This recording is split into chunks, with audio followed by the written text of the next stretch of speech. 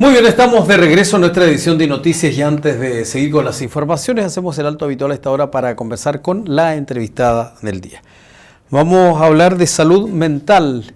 Ella es Marcela Villagrán Rivera, encargada de la unidad de salud mental del Servicio de Salud de Osorno, que nos visita, un tema muy relevante en estos días. ¿No es así, Marcela? ¿Cómo está? Bienvenida en Televisión. Muchas gracias. Cuéntanos la labor que cumple en la red de salud mental, ¿no? Bueno, la red de salud mental cumple la función de dar acogida, acompañamiento, tratamiento y rehabilitación a todas aquellas personas que tengan trastornos de salud mental desde leves a graves y para eso está desplegada en toda la provincia de Osorno con sus distintos niveles de complejidad. Háblanos de su modelo de atención. Bueno, el año 1990 el gobierno lo que promovió fue el cambio desde el modelo de la psiquiatría más tradicional, la que conocemos habitualmente, esa que se hacía dentro de las consultas de manera bien individual, a un modelo de salud mental comunitaria. Este modelo evidentemente trajo muchos cambios que se han ido notando de manera diferencial a lo largo del país, dependiendo evidentemente de la gestión y la disponibilidad de los recursos. La gran diferencia tiene que ver con la integralidad del abordaje, es decir, entender que un trastorno de salud mental no es un trastorno que afecte a una sola persona, sino que de partida es una mirada más familiar, y también en reconocer a la comunidad como un ente válido en la forma de hacer salud y en los recursos disponibles. Por lo tanto, cuando nosotros recibimos a una persona que es derivada por algún tipo de problema de salud mental, lo que nosotros deberíamos hacer es considerar su familia, su entorno más cercano, su comunidad y todos los recursos comunitarios que están disponibles para esa persona. Hablamos del trabajo intersectorial. Bueno, uno de los pilares del modelo de salud mental comunitaria tiene que ver con la intersectorialidad, básicamente porque este modelo busca hacer uso de todos los recursos disponibles, sean estos de salud como pueden ser de otro sector del Estado. Por lo tanto, a nivel intersectorial, nosotros como provincia de Osorno y como unidad de salud mental y servicio de salud, estamos trabajando en la mayor cantidad de frentes posible, pero particularmente en dos que se han hecho los más necesitados. Uno tiene que ver con la red Sename, que todos sabemos en el fondo que el año pasado se vivió una situación bastante tensa al respecto. Y una de las particularidades que nos une con el trabajo con Sename tiene que ver que un gran porcentaje de los niños que están en residencia o que están en los programas ambulatorios de Sename tiene algún tipo de trastorno de salud mental o algún problema de salud mental. Por lo tanto, hemos hecho un trabajo bastante mancomunado con Sename y las residencias en términos de favorecer la participación en capacitaciones, en favorecer el diagnóstico oportuno, el acceso oportuno a las redes de salud mental, en conjunto con el Departamento de Atención Primaria del Servicio de Salud. Por lo tanto, ahí hemos desarrollado una manera de comunicarnos que ha sido bastante expedita. También está incorporado en este trabajo el juzgado de familia como un ente tremendamente importante en este desarrollo. Y básicamente lo que hemos logrado con ello ha sido hacer más fácil este transitar entre las residencias de Sename, entendiendo que los niños que están ahí tienen vulnerabilidades que los hacen merecedores, digamos, de estas atenciones de salud, y además, en el fondo, favorecer también la derivación con todos los requisitos y con todos los diagnósticos que esto ha requerido. Ha sido un trabajo largo, partimos a fines del año pasado, pero ya hemos tenido algunos frutos.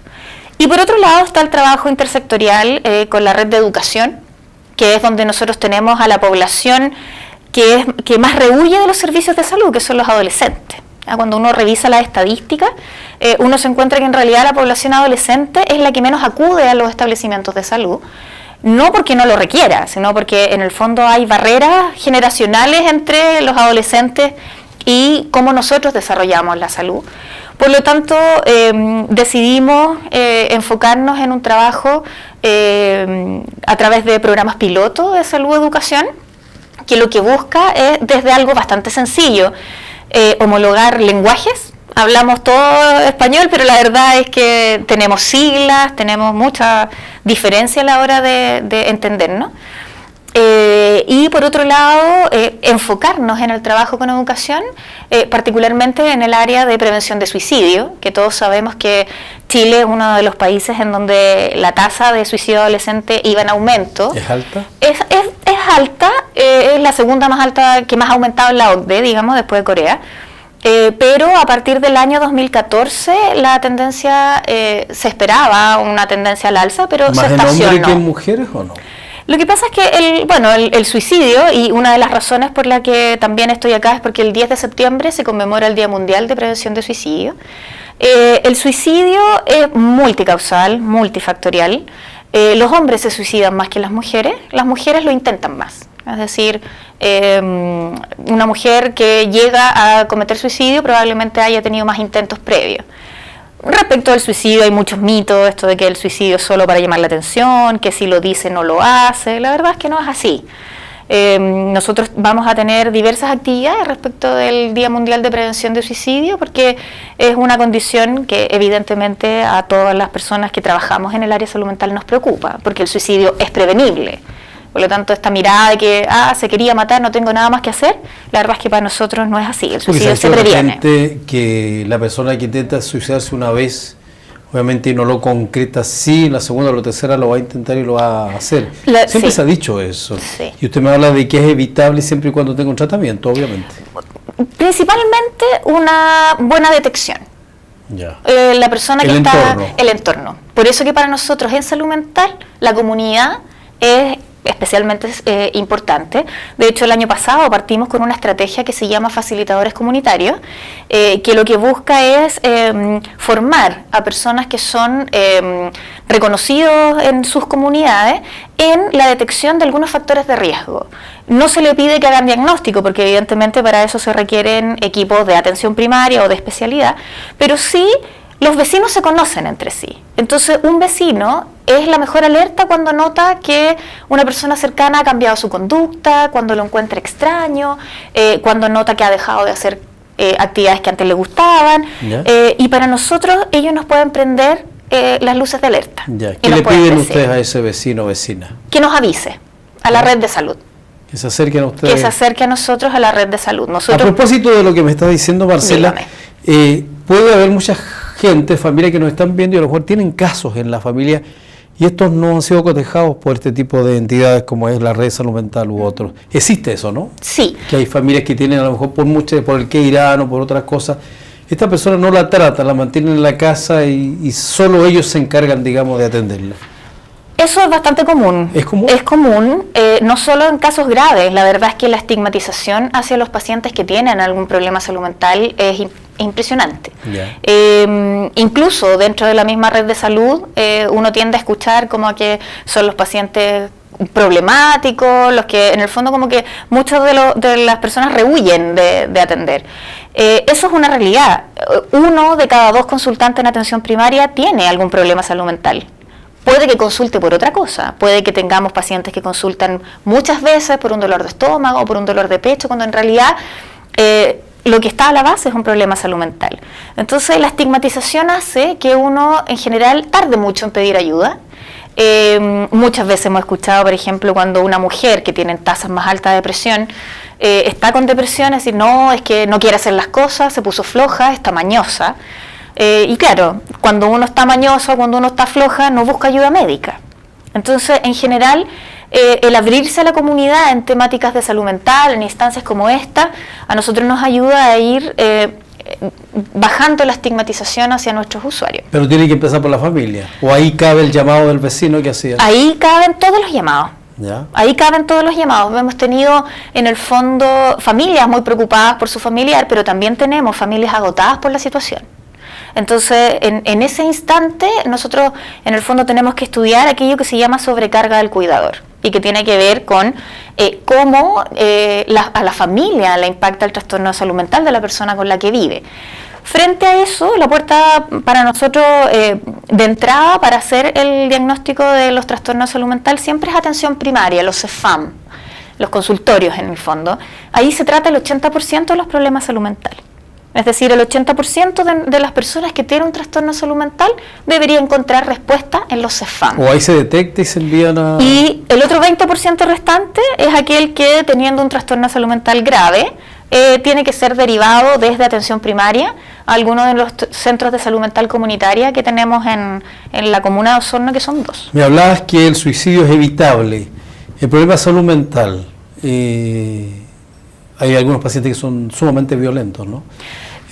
Baja, de acuerdo a la atención que ustedes le hacen, esta reacción violenta, generalmente hay buena reacción. ¿Esa persona se recupera o no se recupera en salud mental? A ver, lo que pasa es que ese es otro mito. A ver.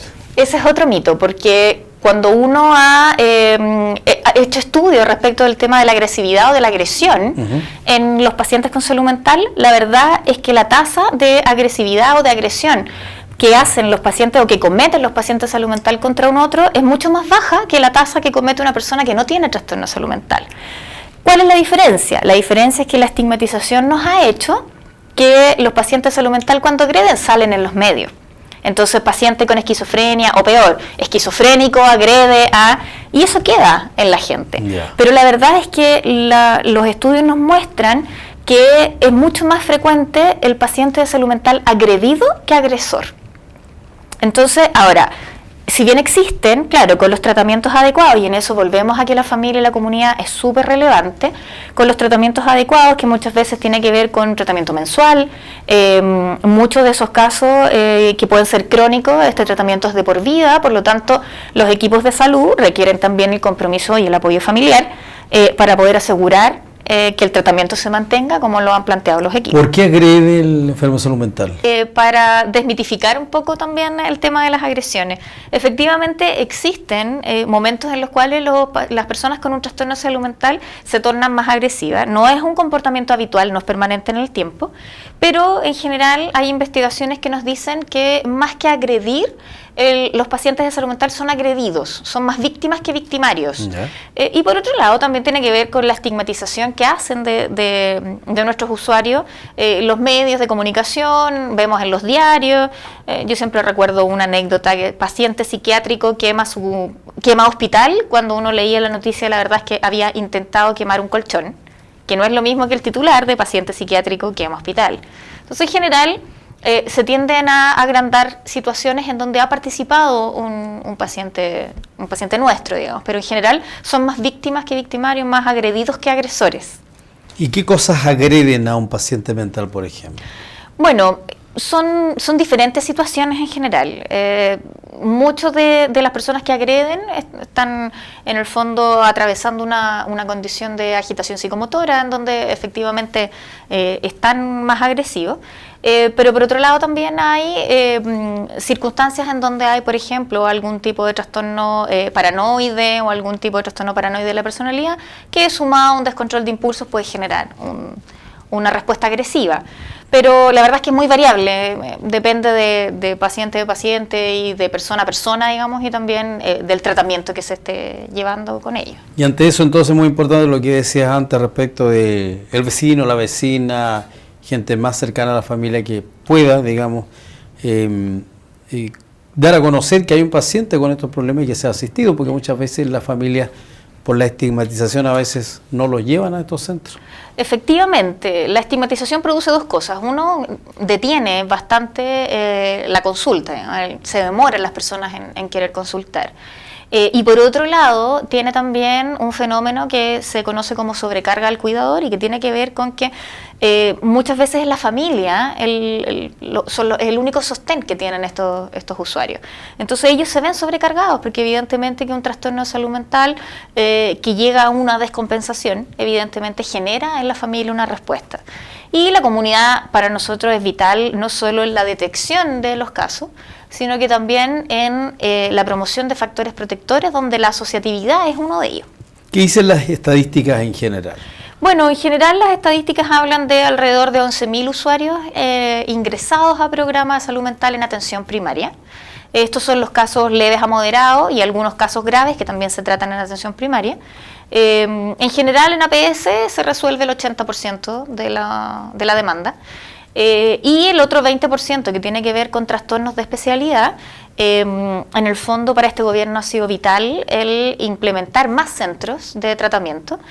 Nosotros como Red Provincial de Osorno hemos sido favorecidos con muchos proyectos de ampliación de no solo de infraestructura, como el que vamos a hablar en un ratito, sino también de nuevos establecimientos, varios de ellos pilotos a nivel país. Partimos el año 2016 con la inauguración del Centro de Salud Mental Comunitaria de Rahue, que era una necesidad sentida por la población de Rahue, que muchas veces, estando en la misma ciudad, atravesar toda la ciudad para llegar al Centro de Salud Mental que está en Germanúe, se les hacía muy complejo. Por lo tanto, uno de los principios de la salud mental comunitaria y de este servicio de salud que ha buscado cumplir con ello, tiene que ver con acercar la especialidad al territorio, es decir, instalar cerca de un territorio que comparte ciertas características, como en este caso es Rahue, un dispositivo de especialidad, que es el COSAM de Rahue, que está ubicado en Avenida República 570. Yeah.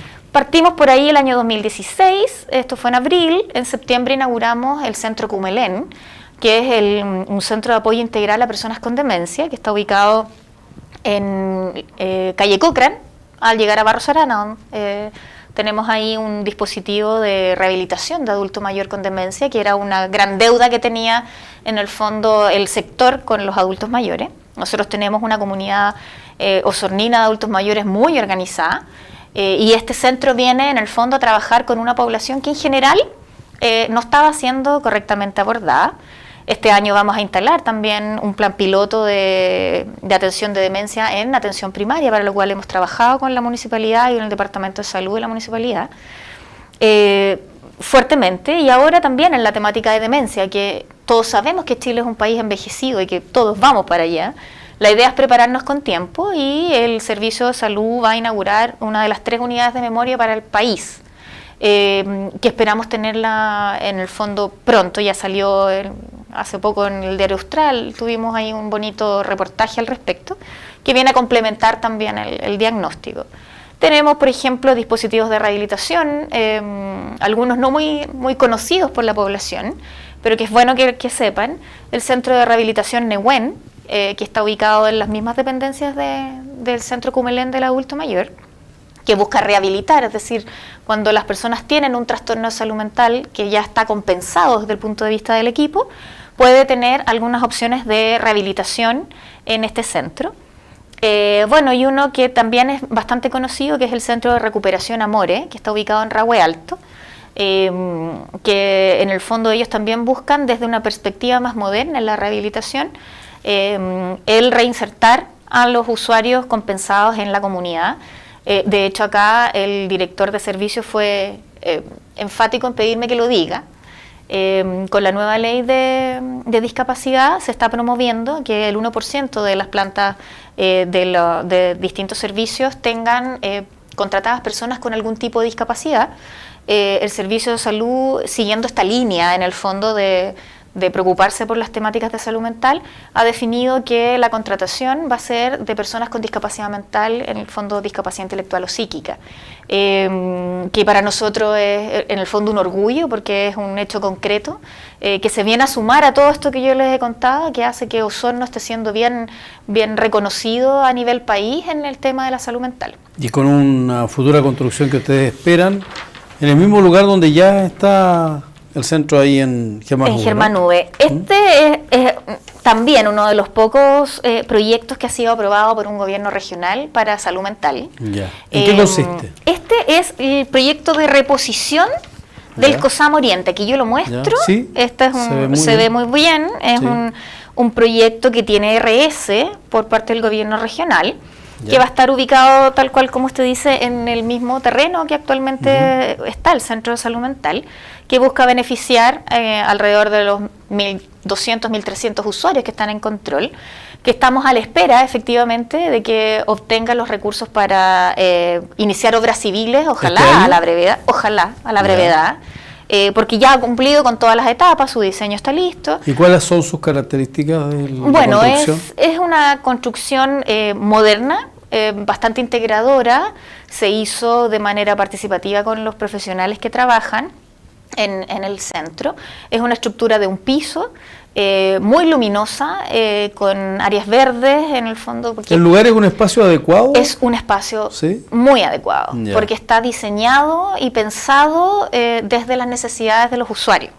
Por lo tanto, si comparamos las condiciones en las que actualmente está ese edificio de madera, que probablemente muchos conocen, Sí. con las condiciones que van a tener una vez que logremos tener este proyecto de reposición, son, la verdad es que, inmejorables.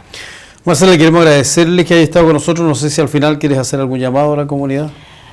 Bueno, decirles que los trastornos de salud mental son enfermedades comunes. Todos nosotros en algún momento de nuestra vida podemos tener una. Hay que consultar lo más precozmente posible porque todas tienen tratamiento. Ok, gracias por estar con nosotros. Bueno, gracias. No hay salud sin salud mental. Ese es nuestro lema. El lema. Y es nuestro logo, Comunidad de Salud Mental. Gracias por estar con nosotros. Gracias a usted. Marcela Villagrán Rivera, encargada de Unidad de Salud Mental del Servicio de Salud de Osorno, en conversación con INET Televisión. Vamos a una pausa y de regreso seguimos revisando más informaciones. Ya estamos de vuelta.